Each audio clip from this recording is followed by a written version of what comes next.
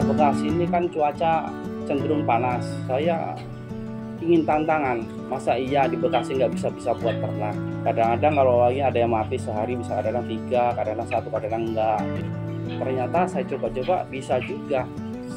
Hampir setiap sebulan sekali itu harga pakan naik, sedangkan telur itu naiknya nggak sebanding. Bahkan saya harap bisa turun, petani bisa maju lagi, bisa beternak lagi lebih banyak. Tapi kedepannya sih pengen seperti dulu lagi, harga pakan tuh stabil, jadi kita bisa berkembang. Kalau sekarang masih benar-benar kita berjuang sendiri.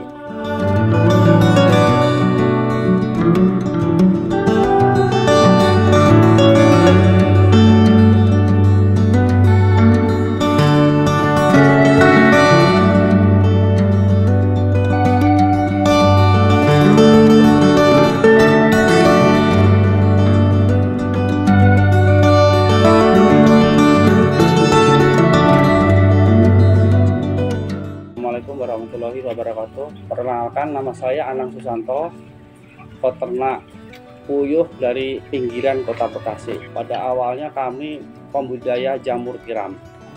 Pada waktu itu karena permintaan yang membludak, posisi tempat kami nggak memadain.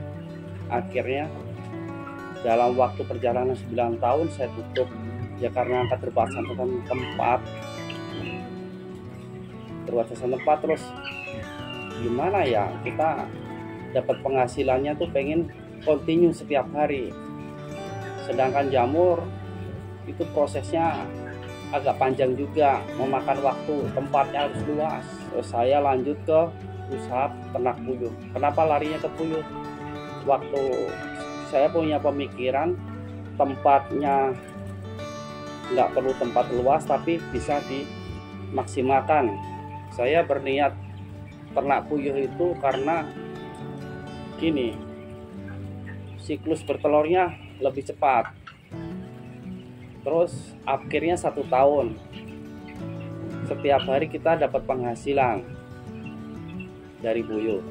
Di Kota Bekasi ini ternyata peminatnya lebih banyak, kalau puyuh itu peternaknya sedikit. Itu yang jadi pemikiran saya lari ke situ.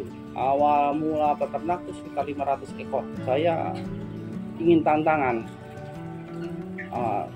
masa iya di Bekasi nggak bisa buat ternak. Ternyata saya coba-coba bisa juga. Awalnya saya itu belajar di peternakan, kita mau pengen belajar aja susah banget kita nyari ilmunya. Kita belajar di apa istilahnya nyuri-nyuri ilmu lah. Saya juga mesin bikin sendiri buat penetasan. Waktu itu dulu kan belum ada, ibaratnya apa ya, belum ada kayak HP ya. Itu kita nyari ilmu susah, benar-benar kita berjuang sendiri. Tapi dengan susah payah perjalanan waktu, alhamdulillah kita bisa berjalan sampai sekarang. Di telur puyuh ini dibandingkan telur yang lain itu proteinnya tinggi, bukan kolesterol, tinggi protein, baik untuk perkembangan otak buat anak masih dalam pertumbuhan. Dari segi pakan pun beda dari unggas lain, kalau proteinnya lebih tinggi.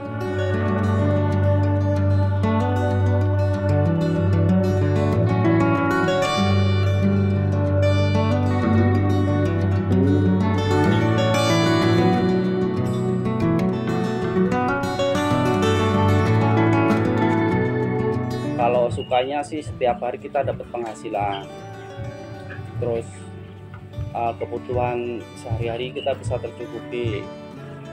Kalau dukanya, pertama itu virus. Kalau lagi datang kita nggak ini, penanggulangannya agak kerepotan juga, tapi sekian jalan lama-lama bisa tertanggulangi. Terus masalah yang lain dari segi harga pakan, hampir setiap sebulan sekali itu harga pakan naik, sedangkan telur itu naiknya nggak sebanding. Kalau saya sendiri untuk bertahan di Bekasi ini pakan, mungkin saya penanggulangan masalah pakan itu mungkin saya oplos dengan pakan-pakan dari pabrik-pabrik, kita ramu, kita racik sendiri, kita campur, harga jadi agak turun harga pakan. Kita pemasaran telur kita pasarkan sendiri, jadi nggak melalui toke-toke, jadi langsung ke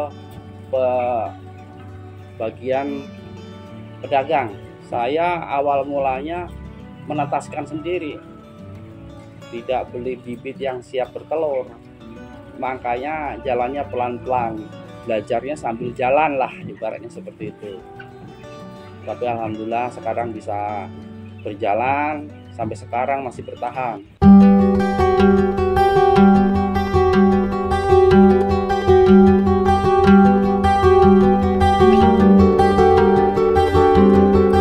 Sekarang kapasitas ya mungkin karena kemarin itu musim panas, banyak yang mati karena kepanasan.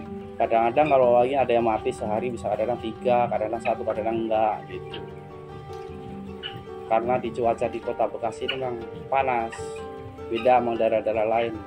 Sekarang sisa hingga 1.500-an ekor.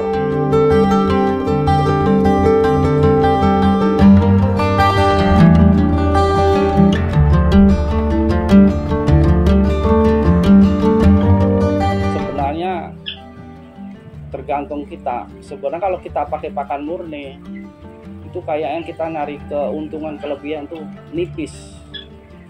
Nah, kita di sini pakai pakan dicampur, pakan pabrikan sama pakan oplosan. Waktu saya beternak telur itu saya pernah mencapai tempat tuh sampai 4 kandang. Ya, di daerah Bekasi 3 kandang, di daerah Bogor 1 kandang. Karena posisi pakan mahal, naik terus, akhirnya saya memutuskan 1 kandang aja yang saya pertahankan, dengan cara sambil belajar kita bikin racikan pakan, seperti itu kita bisa bertahannya di situ. Terus masalah yang lain-lain mungkin ya kalau terlalu banyak tempat kita pengawasannya kurang maksimal, ada kelemahan-kelemahan yang lain, entah masalah penjualan, terus masalah perawatan burung. Makanya di sini kami udah nggak pakai orang lagi, kita kerja sendiri. Makanya kita bisa bertahan dengan racik-racikan pakan yang lebih maksudnya lebih menguntungkan, bisa menekan biaya pakan, terus kualitas juga nggak berkurang. Di Bekasi ini dulu peternak sangat banyak sekali, mungkin sekitar 20 peternak lebih. Mereka pada berguguran karena ada faktor banyak, ada penyakit, terus ada kenaikan pakan yang luar biasa. Setiap bulan tuh hampir kenaikan terus, mereka berguguran akhirnya. Karena pakan ini kan barang semua dari impor. Ya kami berharap pemerintah bisa mensubsidi para peternak-peternak di daerah Bekasi dan sekitarnya. Ya mungkin waktu dulu kami ternak tuh harga pakan tuh sekitar 280, sekarang mencapai 415.000, sedangkan telur itu naiknya enggak sebanding dengan harga pakan. Makanya ya mau nggak mau kita harus bertahan mensiasati ya dengan cara pakan dioplos. Kedepannya ini masalahnya pakan saya harap bisa turun, petani bisa maju lagi, bisa berternak lagi lebih banyak. Tapi kedepannya sih pengen seperti dulu lagi, harga pakan tuh stabil, jadi kita bisa berkembang. Kalau sekarang masih kelihatannya belum tahu di situasi seperti ini.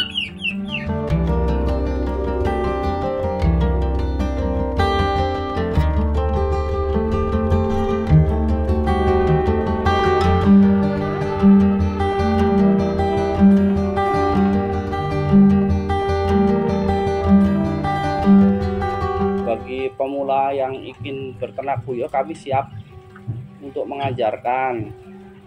trik-trik supaya ternak itu bisa berjalan seperti apa, penanggulangannya penyakit seperti apa, saya siap membantu. Kalau kami kebanyakan untuk obat-obatan mengandalkan dari ramu-ramuan tradisional seperti jamu-jamuan.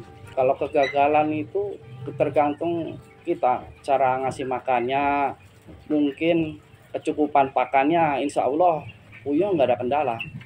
Penyakit ya namanya semua binatang, unggas, semua makhluk hidup semuanya kan pasti mati. Tapi kan kita bisa minimalisir penyakit, kita tekan dengan rajin kita ngasih ramu-ramuan, jamu-jamuan itu. Jadi kebanyakan peternak-peternak itu yang besar itu kebanyakan mengobatin. Lebih baik kita mencegah daripada kita mengobatin. Jadi kita mengatasinya pakai kipas angin, pakai exhaust fan, terus sirkulasi udaranya harus terjaga, jangan sampai kepanasan burung. Bila mana musim kemarau, kita lakukan lantainya kita semprot dengan air untuk menurunkan suhu panas. Pakan sehari 2 kali, pagi sore. Pagi sekitar jam 6 pagi, siang jam 3. Kalau untuk 2000 ekor itu kapasitas 1 karung pakan 50 kilo.